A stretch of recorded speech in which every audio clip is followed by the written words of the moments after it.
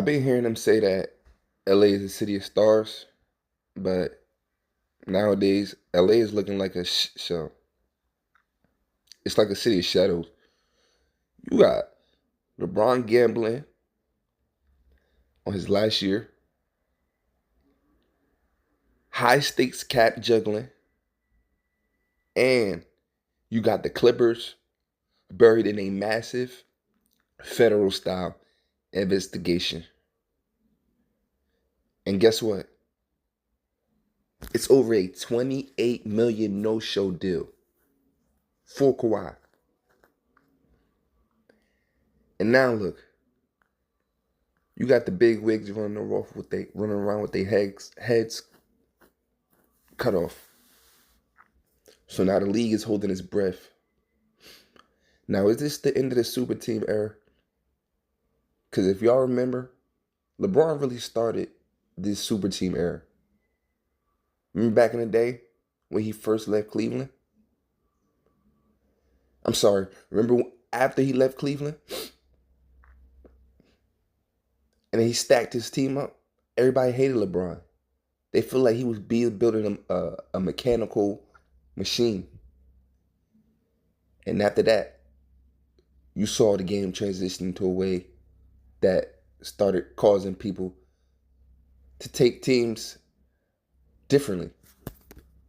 You were named as like the largest creditor in the bankruptcy filing. Did you actually get the money that was owed to you in the contract?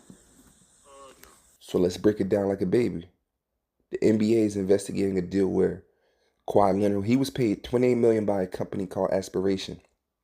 Now, why does that matter?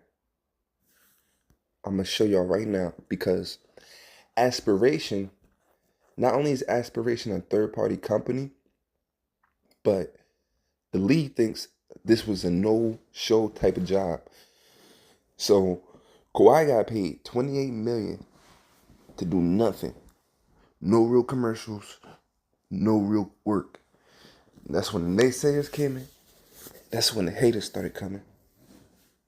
But why would they do that? They did that to bypass the salary cap. And I'm put you on game. The Clippers, in all honesty, they wanted to keep Kawhi, but they couldn't pay him more without hitting the luxury tax. So, allegedly, do not want no strikes on this channel. They funneled through cash through his deal. This is a cardinal sin in the NBA. And if they have been doing this, it's going to come out that he's not the only player with this type of deal formatted in place.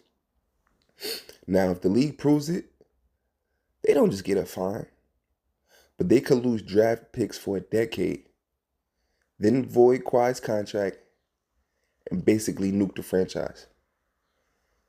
And Steve Ballmer is currently fighting this in court.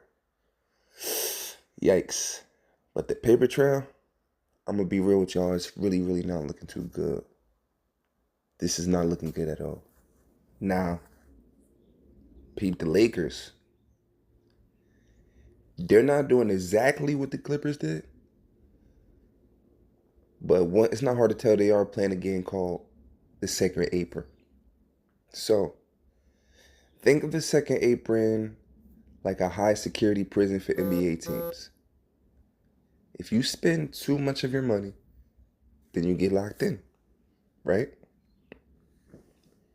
You can't trade your draft picks. You can't aggregate player salaries. And you lose all your flexibility. And the Lakers are living right on the edge of that wall.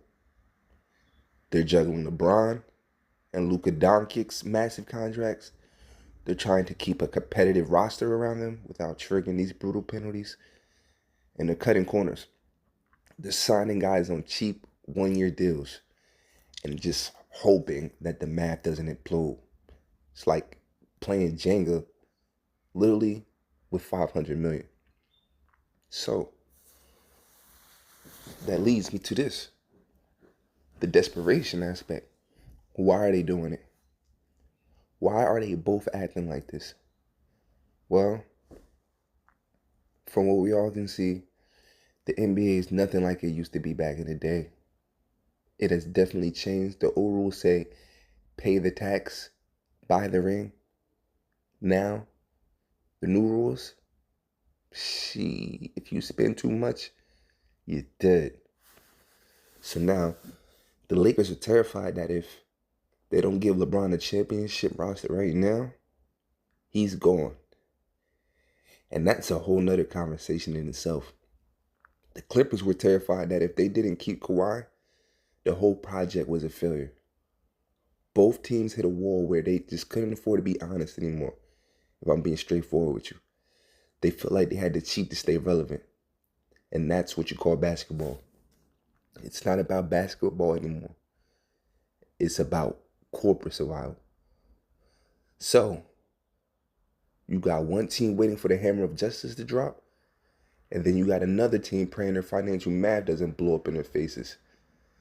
If you're a fan of the game, then you're watching the slow collapse of the super team era, and the league is finally tired of the games, and they're starting to pull the hood up. So do you think that the NBA should strip the titles, or is this just business as usual in LA? So, drop your comment, like, subscribe, stick around, I want to know what y'all think.